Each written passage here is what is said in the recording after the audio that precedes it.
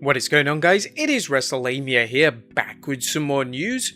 Join us now as Wrestlelamia looks at the wildest news stories and rumors you need to know, including the first pro wrestler to pass away from the coronavirus, what Vince told WWE employees before he fired them, surviving wrestlers feeling guilty, Karl Anderson's next home, and much more.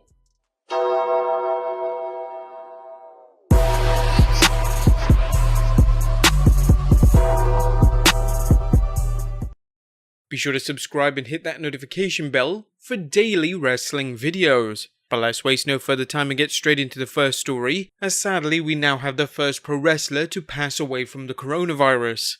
Now, Super Luchas has reported that Black Demon, real name Roberto Munoz Carrillo, passed away on April 13th. This was due to complications caused from COVID-19. Ringside News Inc. reported that the authorities have not confirmed his passing, but his family has. He was only 39 years of age. It's an extremely sad situation, and our condolences go out to the wrestler's family. Next up, what Vince told WWE employees before he fired them. So what does a corporate CEO tell his employees before he's about to let a number of them go? If you're thinking Vince McMahon channeled his inner McMahon and screamed, "You're fired!" Whoa! Well, you're wrong. Instead, the WWE Kingpin appeared in a brief video where he said he hoped all WWE employees and their families were well before letting them know why he was addressing them. According to Fightful.com, McMahon talked about the many cuts the WWE has made, including suspension on the construction of their new corporate headquarters. Here are the key moments from the conversation. Despite all measures, given the uncertainty we are facing today, unfortunately, we have to temporarily reduce headcount. As such, a number of WWE employees will be furloughed from the company today. These are not easy decisions, but reflect the reality of the environment we're working in today. We live in a world of troubled times. I'm confident as a company, and most importantly, confident in you as individual employees will pull through these tough times and come back to work and make life better than it's ever been. Thank you. As noted, the WWE has been criticized for releasing and furloughing wrestlers and employees despite a hefty cash reserve. There's definitely a lot of mixed feelings amongst wrestlers. One to note was AJ Styles, who more or less cut a bit of a promo on his Mixer stream last night. I've reached that point after yesterday. I've reached that point where I'm just ready to start breaking stuff. You know what I mean? Like, I'm about to explode. And I don't mean on my family or anything, just at the world. Like, everything that's gone on. And, like, I'm so frustrated. I'm just like you guys. I'm worried. Should I be? I mean, who do you blame with all this? It's not like every company is doing this. And one thing I've learned is that when big companies stop making money as much as they should, it's usually not the highest up person who owns a company. They don't take a pay cut. Everyone else does. That's usually just the way it works. I mean, and that's maybe that's where we're at. I don't know what's going on. Who's making what? I really don't. All I know is that I lost a lot of great friends, and I have my own opinions on the way things have got that could have been done differently. Heath Slater recently released a video explaining that my fire was fading. That's all on me putting everyone else over all the damn time will take a toll on me.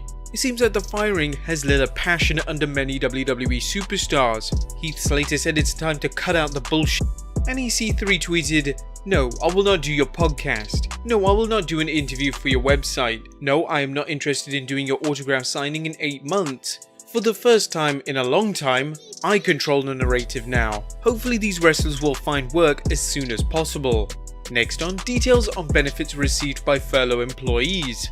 The WWE placed a number of its employees on furlough, which means they are temporarily out of work, depending on how the WWE sees its financial situation. In an exclusive report, Wrestling Inc. had obtained the details on what some employees were told and what benefits they might be eligible for. Keep in mind that some employees' situations differ from the others, so the following may not apply to everyone. Employees who were furloughed received an information packet which stated that they were furloughed because of the current level of work available as a result of COVID-19. The pandemic was referred to an unforeseen circumstance akin to a natural disaster. While Wednesday was the last official workday, they will remain on the payroll until this Saturday when the furlough officially begins. The furlough end date is July 1st, 2020, although it was specified that it was subject to extension given the current situation and ongoing uncertainties. It was noted that there was not a definitive end date. The expectation is that it will last fewer than 6 months, although WWE reserves the right to extend or terminate the furlough period at their discretion. WWE will be covering health insurance contributions during furlough period for employees enrolled in the WWE Health Plan, and they will retain their seniority with the company. WWE noted that furloughed employees will not be receiving a paycheck, however they may be eligible for unemployment benefits, as well as the Federal Coronavirus Aid, Relief and Economic Security Act, which provides additional unemployment insurance of $600 per week.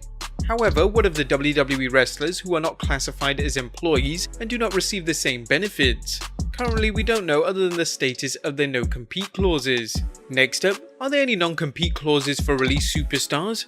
And one of the biggest questions surrounding the slew of superstars released from the WWE is just when they can go to work for another promotion. According to Fightful.com, it looks like the WWE standard non-compete clause will be in place. Based on what we've heard, the WWE main roster got 90-day non-compete clauses, NXT got 30-day non-competes.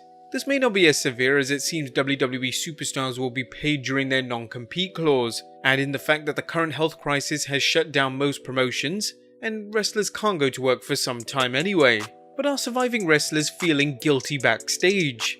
Black Wednesday was a terrible day as many people were either laid off or released outright. Consequently, what's the mood like at WWE's corporate offices? According to a report at PW Insider, WWE workers were acclimating themselves to the new normal of so much of the company being on furlough or let go. One person felt at least 40% of the company was gone today versus yesterday, and I've had 4 different people mention having some sort of survivor's guilt over friends and co-workers being gone while they remained. It's a tough time financially for many people, and it's only natural that some WWE employees might feel some sort of guilt over why they're still on board, as well as anxiety as to when they might be furloughed or released. Next up, Karl Anderson's next home?